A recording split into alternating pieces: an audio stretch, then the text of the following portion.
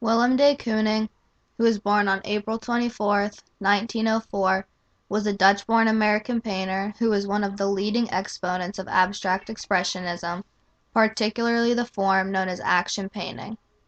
In 1916, de Kooning was apprenticed to a firm of commercial artists and decorators, and at around the same time was enrolled in night classes at the Rotterdam Academy of Fine Arts and Techniques, which he studied for 8 years. In 1920, he went to work for the art director of a large department store. In 1926, he entered the United States as a stowaway and eventually settled in Hoboken, New Jersey, and supported himself as a house painter. And in 1927, moved to a studio in Manhattan and came under the influence of the artist, connoisseur, and art critic John Graham and the painter Arshile Gorky, who became one of his closest friends. Kooning painted women regularly in the 40s, and you can interpret female body shapes in his early abstract paintings. It wasn't until the 50s that he began to explore the subject of women, exclusively. In the summer of that year, he began Woman 1, which took him 2 years to finish.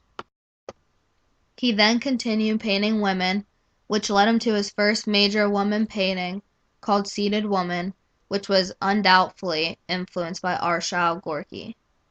In the late 50s, de Kooning temporarily left aside his preoccupation with women and began to explore landscape, although there often seemed to be few direct references to landscapes in his paintings.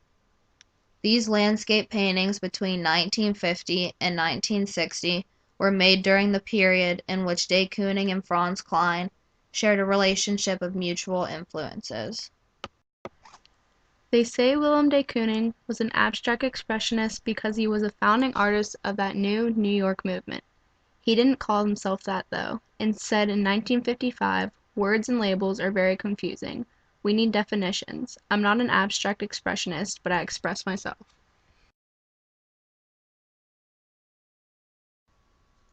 After de Kooning moved to East Hampton, New York, seeking to work in greater peace and isolation, whose name was writ in water, takes nature as its theme. Water was a favorite subject of de Kooning, and he devised a rapid technique of broad impasto strokes with frayed edges, speckled with drips to convey its fluidity and breaking movement. More open compositions, a less cluttered palette, and looser liquid brush strokes reveal a painter relieved of the nervous claustrophobic atmosphere of city life and newly at peace with his rural surroundings. At the end of his life, that paring down to structural senses becomes more radical than ever. In reproduction, these paintings always look like thinned out paint over blank canvas. They are not at all. This is paint laid on thick with vast areas blocked out by large thick sheets of titanium white. There is a lot of controversy over how much of these final paintings is de Kooning's work and how much is the work of his assistants. How much of this work is creation of his imagination, and how much is it shaped by his growing decrepitude and Alzheimer's?